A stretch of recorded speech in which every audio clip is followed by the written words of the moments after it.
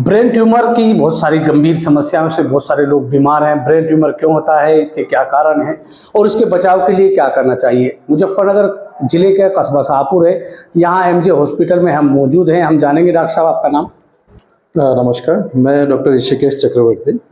मैं ब्रेन और spine surgeon हूँ। फिलहाल मैक्स हॉस्पिटल वैशाली गाज़ियाबाद में कर्मरत हूँ।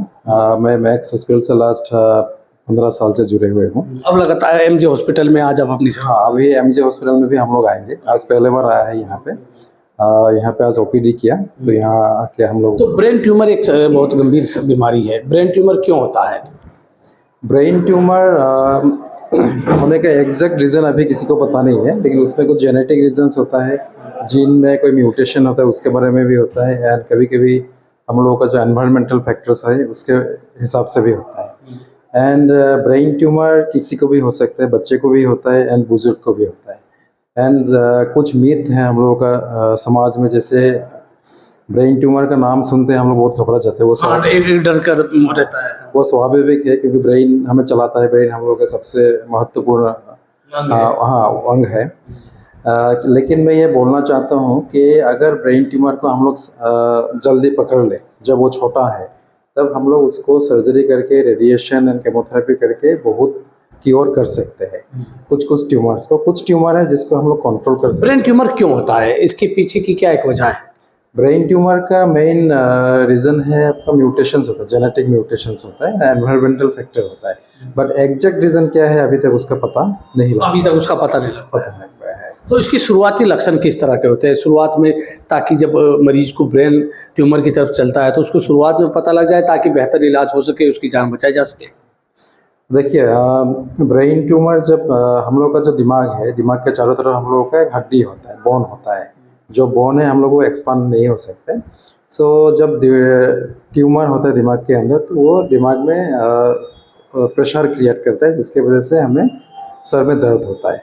एंड ब्रेन ट्यूमर का जो सर में दर्द होता है वो यूजुअली मॉर्निंग में होता है, सुबह ज़्यादा होता है। और उसके साथ आपका नोजिया और वॉमिटिंग होता है। एंड वो पेन किलर खाने के बाद भी बहुत समय में अच्छी तरह से उसको कम नहीं हो। मतलब अगर सुबह सुबह सर में दर्द है, तो अगर पेन किलर भी हम ले रहे हैं, तो उससे अगर नहीं हम ठीक हो पा रहे हैं, तो कहीं ना कहीं में उस तरफ सोचना चाहिए कि कहीं हम ब्रेन ट्यूमर की तरफ तो नहीं जा रहे हैं। वो सोचना चाहिए। प्लस अगर मान लो आपको हाथों में कहीं पे झंझनाहट, लकवा टाइप आ रहा है, या आँखों से रोशनी कम हो रहा है, या आपको बहुत ज़्यादा सर में चक्कर आ रहा है, या आप चल नहीं पा रहे हो, वीकनेस आ रहा है बॉडी में, तब भी आपको सोचना चाहिए कि दिमाग में कहीं पे कुछ गड़बड़ी है, चल रहा है। हाँ, कुछ गड़बड़ चल रहा है। तो उसके लिए किस तरह की जांच करानी चाहिए? क्या एक पहला प्रोसेस है कि हम उसको कराएं?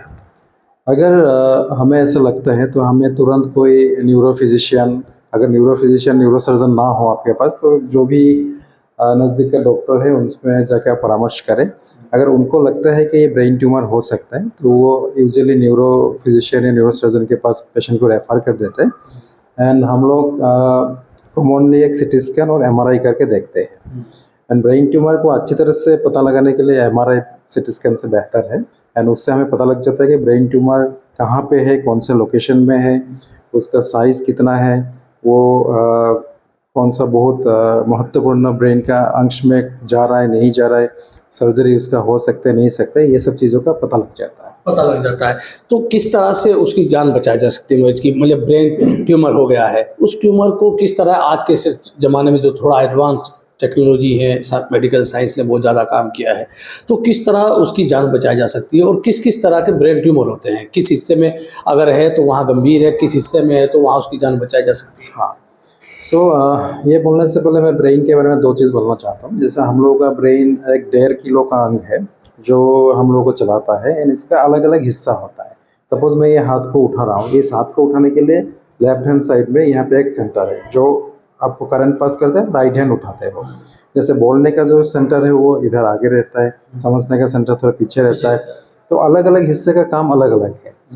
जिस हिस्से में आपको ट्यूमर होगा तो उस हिस्से का काम का आपको इफेक्ट आएगा। हाँ, जैसे हम लोग हाथ चलाने वाला जो एरिया है उसको हम लोग मोटर एरिया बोलते हैं। उसमें अगर ट्यूमर है तो आपको धीरे धीरे हाथों में लकवा आएगा, या आप इसको छूने से आपको पता नहीं लगेगा। हाँ, अगर हाथ सुन हो जाएगा। अगर बहुत ज़्यादा बड़ा हो गया ट्यूमर तो बिल्कुल पैरालिसिस हो जाएगा। अगर ट्यूमर और बड़ा होगा धीरे धीरे आप बेहोश हो सकते हो, आपको दौरा आ सकता है, जिसको झटका बोलते हैं, मिर्गी का बीमारी बोलते हैं, वो भी आ सकता है। एंड जो रोशनी वाला सेंटर हो उसमें अगर हो तो आपको दिखाई कम देगा, जैसे दिमाग के पिट्यूटरी ट्यूमर होता है, पिट्यूटरी ट्यूमर में यूजुअली रोशनी कम हो जाता है। अगर आंखों की रोशनी कम हो रही लग रहा है तो हमें सावधानी बरतनी चाहिए। तो इससे हमें पता लगता है कि दिमाग के कौन से हिस्से में है। सेकेंड चीज़ ये आ जाता है कि हमें एक समाज में एक मिथ है ये कि ब्रेन ट्यूमर होते ही हम लोग सोचते हैं कि ये पेशेंट नहीं बचेगा, हम लोग ये सोच लेते हैं, हम लोग बहुत घबरा जाते हैं। हाँ, एक धारणा बन जाती है कि अगर ब्रेन ट्यूमर है तो समझो इसकी ज़िंदगी का अंतिम सफ़र शुरू हो गया है। ये चीज़ आप मान लीजिए आज से 50 साल पहले 60 साल पहले हो सकता था, लेकिन अभी ऐसा नहीं है। अभी इसमें बचाव किया जा सकता है। इससे बचाव किया जा सकता है क्योंकि आजकल नया टेक्नोलॉजी में बहुत अच्छा माइक्रोस्कोप आ गया, एंडोस्कोप आ गया। एंड जब हम लोग सर्जरी करते हैं हम लोग एक टेक्निक यूज़ करते हैं, इसको बोलते हैं न्यूरो नेविगेशन। जैसे आप जीपीएस लगा के एक रास्ते से दूसरे रास्ते आता है, एग्जैक्ट लोकेशन एग्जैक्ट टाइमिंग पता लग जाता है, वैसे एक न्यूरो नेविगेशन टेक्निक होता है जिससे हम लोग ट्यूमर को प्रिसाइजली टारगेट कर सकते हैं।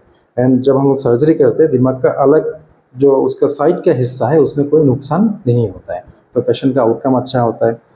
प्लस एक न्यूरो फिजियोलॉजिकल मॉनिटरिंग होता है जिससे आपका जो करंट पास होने का दिमाग का फाइबर से नस है कहाँ से जा रहे हैं इंपॉर्टेंट, वो आपको पता लग जाता है। एंड दिमाग में सब जो ट्यूमर है सब कैंसरस नहीं होता है।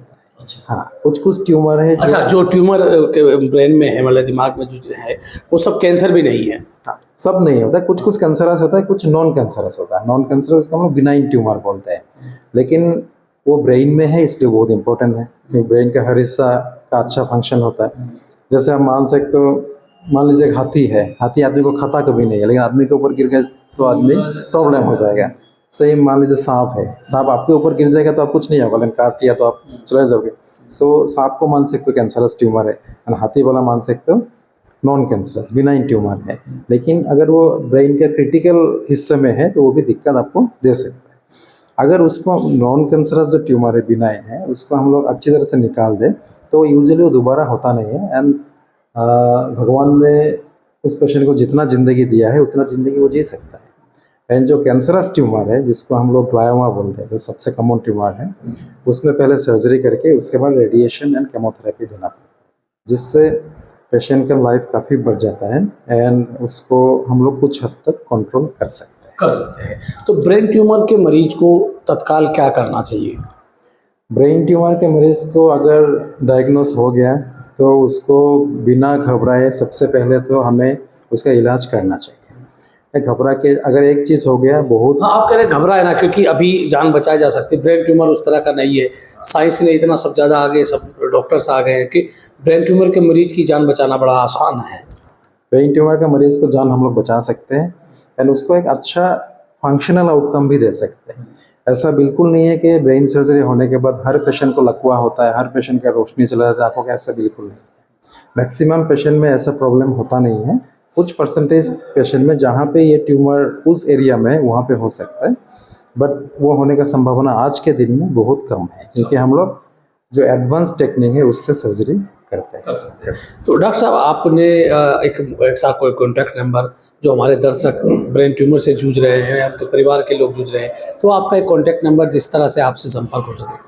हाँ जी, मैं मैक्स हॉस्पिटल वैशाली में काम करता हूँ। वैशाली गाजियाबाद ज़िले में आता है, तो उसका एक कॉन्टैक्ट नंबर मैं आपको दे दूंगा। नीचे जो लिखा है उसमें आप व्हाट्सअप भी कर सकते हैं, फ़ोन भी कर सकते हैं, प्लस एक ईमेल आईडी दे देंगे उससे, ताकि लोगों को फ़ायदा हो। तो आप अपना मोबाइल नंबर बता दीजिए, इस पर व्हाट्सअप करके समझिए। 9783976527। तो ये थे डॉक्टर साहब जिन्होंने बताया कि ब्रेन ट्यूमर से किसी की भी ज़िंदगी बचाई जा सकती है। साइंस ने इतनी टेक्नोलॉजी में कुछ बदलाव आ गया है, बहुत से एडवांस इलाज अब शुरू हो चुका है, तो ब्रेन ट्यूमर से बचा जा सकता है। शाहपुर के एमजे हॉस्पिटल में इस समय डॉक्टर साहब मौजूद हैं, यहाँ ओपीडी कर रहे हैं। अगर आप ब्रेन ट्यूमर से जूझ रहे हैं तो इस अस्पताल में भी संपर्क कर सकते हैं। और मैं हूँ राशिद अली और आप देख रहे हैं खोजी न्यूज़।